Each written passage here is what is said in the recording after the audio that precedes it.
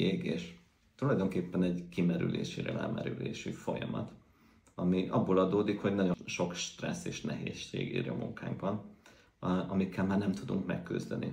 Hogy régebben még föl tudtunk töltődni jobban, megvoltak az erőforrásaink, de ez az egyensúly, ez így valahogy megszűnt. És ebből adódóan egyre inkább kimerülünk a munkánkban. Visszavonulunk a társadalomtól egy picikét, és hát őszintén szólva meg szoktak jelenni a depresszió alaptünete is.